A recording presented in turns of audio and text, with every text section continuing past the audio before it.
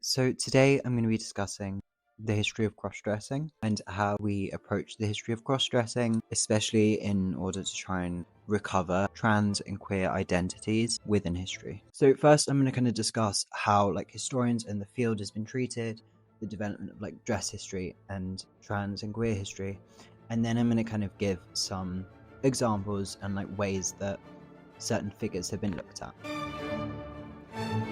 So since the 1990s, transgender history has really evolved and expanded a lot. This comes from a lot of earlier feminist and queer theory. Along with the evolution of dress history and the history of material culture, the history of cross-dressing kind of lies at the crossroads of these fields. The history of dress is not some frivolous study of beautiful things, but rather a key component of human history and culture. It's often seen too feminine of a practice to be given real historical consideration though. Director of the FIT, Valerie Steele, asserts the development of fashion history from a study of changing aesthetics to a history of social and cultural change. And so when we're recovering the identities of past individuals, Susan Vincent argues that a fundamental aspect of dress history is that our identities are performed through material culture that can then be examined by historians. I mean, let's just imagine historians in the future looking at the clean girl, the Copenhagen girl, the November girl, the tomato girl, or whatever, and how they might see that as ways in which we've expressed identities on the internet as users of TikTok. That's a kind of material culture in itself. So this specific part of dress history and the history of identities, today I want to discuss how we treat, analyse and identify the cross-dressers of history. I would argue that there's been an overwhelming preoccupation of scholars to assimilate these figures into our traditional gender binary of the 21st century, rather than to understand cross-dressing as a symptom of this long-running desire that humans have had to use clothing as a visual language to express identity, desire, and circumstance. So far, historians have made a great effort to categorize cross-dressers. Perhaps they are women who wanted to travel across the country safely or work in a job that is only open to men. Maybe they're lesbians who want to take a wife, and so they are female husbands. Maybe they're cross-dressers who want to excite a sexual partner while retaining their sex and gender of their birth. Or maybe if there are no other options and no other signifiers for historians, maybe in some cases they'll have to begrudgingly admit that some of these people may have an anomaly in their gender identity. In her book, Vested Interests, Marjorie Garber argues that we've been socialized to think of cross-dressers as kind of deceptive people. In books like Little Red Riding Hood and other stories that we tell children, the pinnacle of the cross-dressing story is the revelation of their true gender. It's the dramatic removal of a wig or taking off a fake mustache. Perhaps this is why when historians look at cross-dressers, their endgame is to kind of discern their true gender and label these historical figures with male or female identities. I understand why so many trans people of today have such a need to identify trans people in history.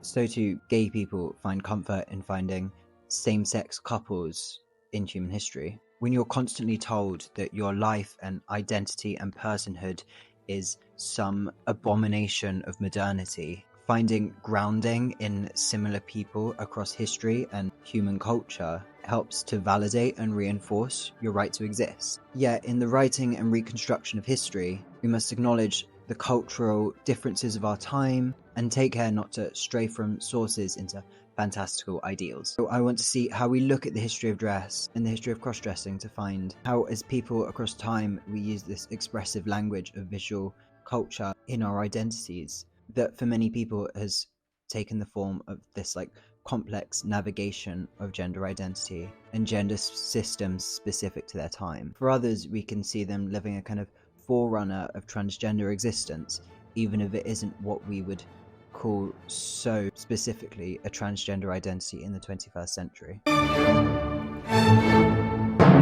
We've got so many great examples and figures across history that historians have spent a lot of time looking at. So first of all, I want to talk about the plays of 17th century England. Many historians have pointed to this sex and gender crisis in Elizabethan and Jacobean England. With the prominence of theatre at a time, there were an awful lot of cross-dressed men on stage. This led to a rise in pamphlets and letters decrying this sinful practice. The Joe Rogans and Ben Shapiro of the day were truly concerned about the dangers of some boy actor in a dress arousing them. While there's a lot of debate if this constituted an actual gender crisis, the Twitter bots of the 17th century were certainly worried. We also have examples of female prostitutes in the 17th and 18th centuries, specifically in London and Amsterdam, where they would dress up as men in order to arouse and attract more customers. Take that as you will. This is one of the comparatively better documented cases. A lot of our issues is with the source material, and a lot of cross-dressing at the time was associated with prostitution.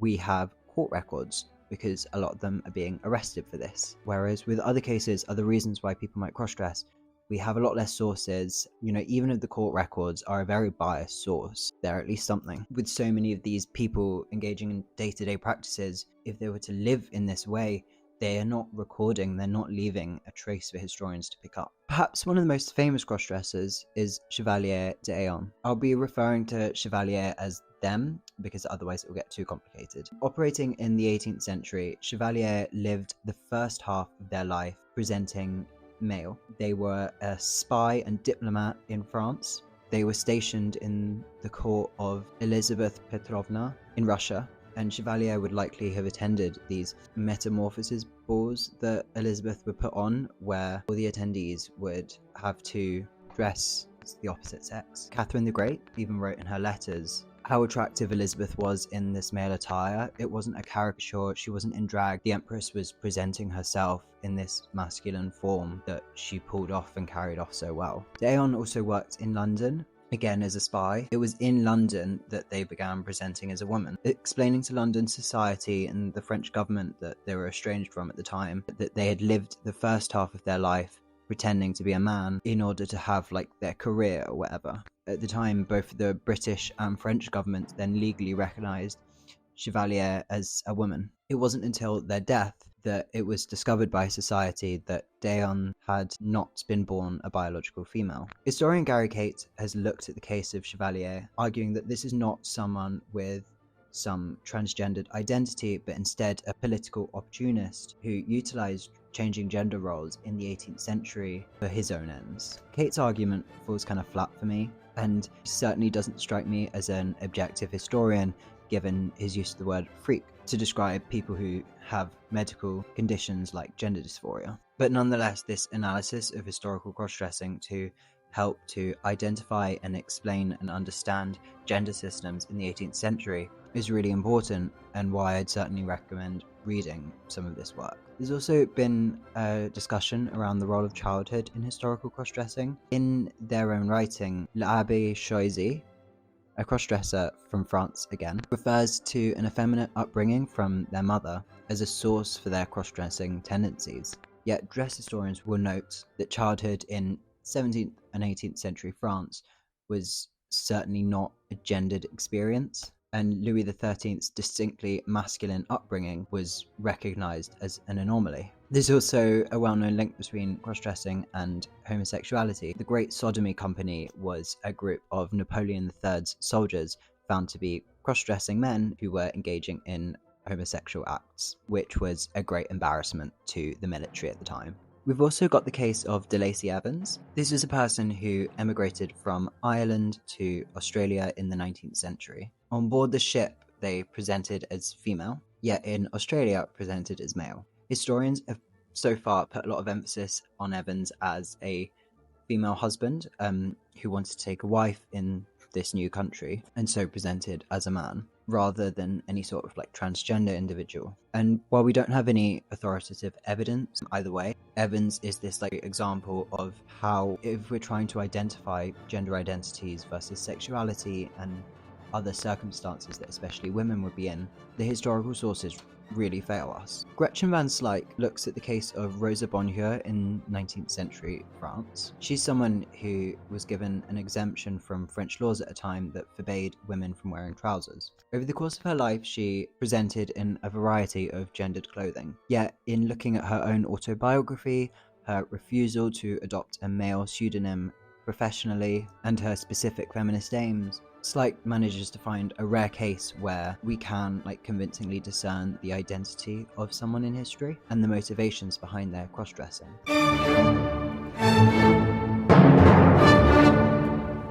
If you read the work published by many of these historians, you'll find certain tools to be used as evidence to find the true gender and motivations of these cross-dressers. Historians might look at if they've changed how they presented over time, switching back and forth between genders or their specific situation in life. But a lot of the evidence and arguments put forward don't really seem to convince me as conclusive. Historians like Judith Bennett and Lucy Chesser have pushed for an expansion of the terminology that we use around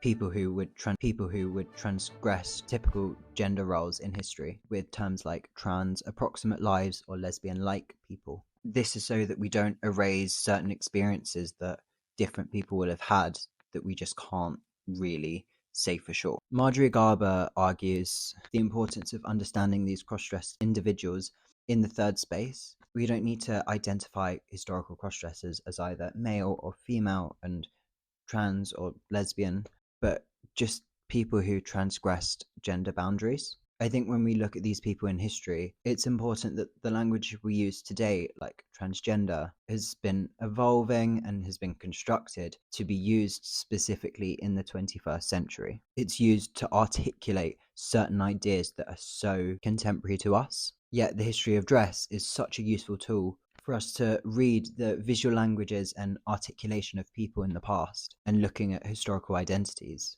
While these identities might not be the same as ones that we use today, what's important is that people today use a specific set of language and visual expression to communicate ideas. And when we have certain sects of society and the media constantly devaluing and attacking our identities through the history of dress and the history of material culture and the history of cross-dressing, there is this long and pervasive history of people who would use clothing and material culture to navigate systems of gender as we would today.